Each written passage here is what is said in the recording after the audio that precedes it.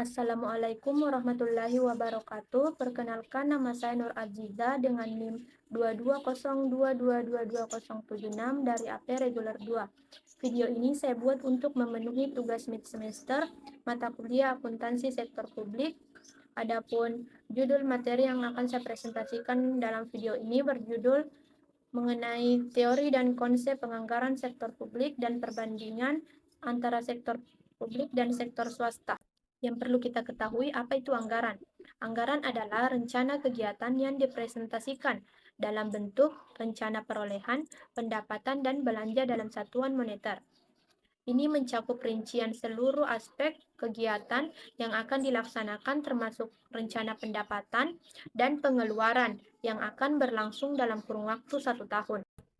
Adapun definisi dari penganggaran sektor publik adalah proses penting dalam pengelolaan keuangan pemerintah yang melibatkan alokasi sumber daya publik untuk mencapai tujuan dan prioritas tertentu. Penganggaran sektor publik membahas konsep dasar dan penganggaran di dalam domain sektor publik dengan berbagai macam pendekatan. Pemahaman tentang penganggaran dimulai dari perencanaan strategik dan penyusunan program. Tahap-tahap penganggaran dibahas dengan mempelajari proses persiapan, ratifikasi, pelaksanaan, dan pertanggungjawaban. Pendekatan penganggaran dibagi dalam pendekatan tradisional dan publik manajemen.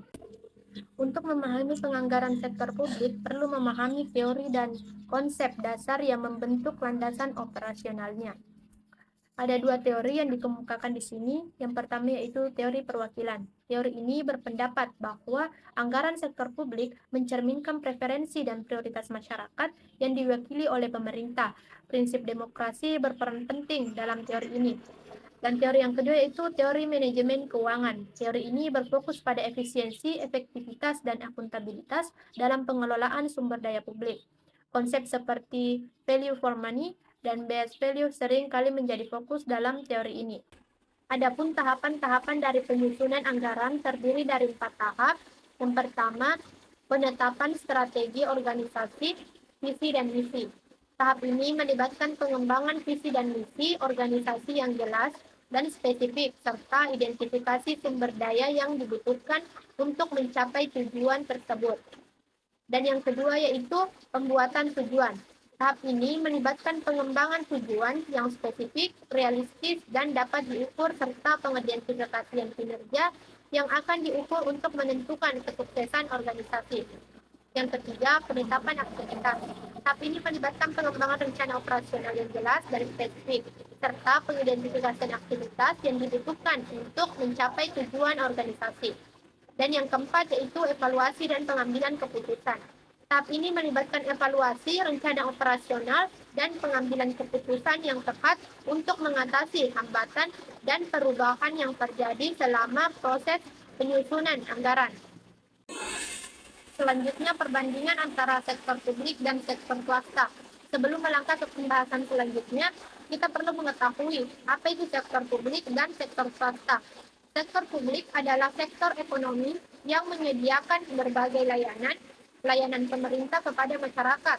Sedangkan sektor swasta adalah salah satu bagian dalam sektor ekonomi suatu negara yang terdiri dari kegiatan di bidang badan usaha yang sebagian besar modalnya dikuasai oleh pihak swasta dan tidak dikuasai mayoritas kepemilikan oleh pemerintah.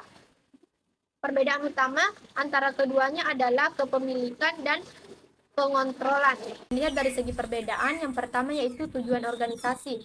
Pada sektor swasta, usaha mencapai laba atau profit dimaksimumkan, sedangkan pada sektor publik bukan hanya untuk mencapai keuntungan semata, namun juga dalam rangka penyediaan pelayanan publik. Yang kedua, sumber pembiayaan. Perbedaan sektor publik dengan sektor swasta dilihat dari sumber pendanaan organisasi atau dalam istilah manajemen keuangan disebut struktur modal atau struktur pembiayaan. Dan yang ketiga, pola pertanggungjawaban manajemen pada sektor swasta bertanggung jawab kepada pemilik perusahaan, pemegang saham, dan kreditor atas dana yang diberikan. Pada sektor publik, manajemen bertanggung jawab kepada masyarakat karena sumber dana yang digunakan oleh organisasi sektor publik dalam rangka pemberian pelayanan publik berasal dari masyarakat. Yang keempat, struktur organisasi. Secara kelembagaan, organisasi sektor publik juga berbeda dengan sektor swasta. Struktur organisasi pada sektor publik bersifat birokratis, kaku, dan hierarki. Sedangkan struktur organisasi pada sektor swasta lebih fleksibel. Dan yang kelima, karakteristik anggaran dan stakeholder. Jika dilihat dari karakteristik anggaran, pada sektor publik, rencana anggaran dipublikasikan kepada masyarakat secara terbuka untuk dikritisi dan didiskusikan. Anggaran bukanlah suatu rahasia negara. Berbeda dengan di swasta, di mana anggaran pada sektor swasta bersifat tertutup dan merupakan rahasia perusahaan. Dan yang keenam, sistem akuntansi yang digunakan. Sistem akuntansi yang biasa digunakan pada sektor swasta adalah akuntansi berbasis aktual. Sedangkan pada sektor publik sampai pada tahun 2014 masih menggunakan sistem akuntansi berbasis kas menuju aktual. Selain keenam perbedaan yang disebutkan tadi, terdapat pula beberapa perbedaan yang umum terjadi pada sektor publik dan sektor swasta. Antara lain, yang pertama, keputusan yang dibuat. Sektor publik dalam pengambilan keputusan dipengaruhi oleh pertimbangan politik, kesejahteraan publik, dan keadilan sosial. Di sisi lain, sektor swasta dalam pengambilan keputusan didasarkan pada pertimbangan ekonomi, keuntungan, dan efisiensi. Yang kedua, jenis produk dan jasa yang disediakan.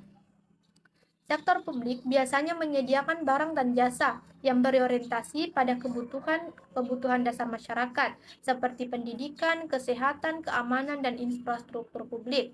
Di sisi lain, sektor swasta dapat menyediakan berbagai macam produk dan jasa, baik yang bersifat luks maupun dasar, tergantung pada jenis industri dan segmen pasar yang mereka targetkan. Yang ketiga, keahlian dan produktivitas karyawan.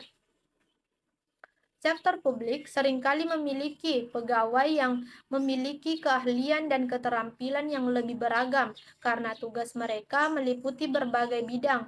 Di sisi lain, sektor swasta lebih cenderung memiliki karyawan dengan keahlian yang lebih khusus dan fokus pada bidang tertentu karena mereka beroperasi dalam lingkungan bisnis yang spesifik. Keempat, akuntabilitas dan transparansi. Sektor publik memiliki tingkat akuntabilitas dan transparansi yang lebih tinggi karena tunduk pada undang-undang dan regulasi yang ketat.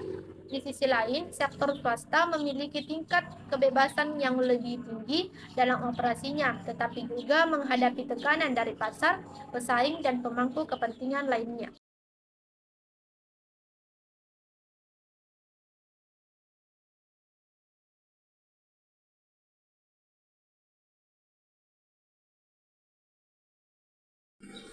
Baik, mungkin cukup itu yang bisa saya sampaikan. Lebih dan kurangnya mohon dimaafkan. Saya akhiri dengan ucapan billahi fisabilil haq fastabiqul khairat. Assalamualaikum warahmatullahi wabarakatuh.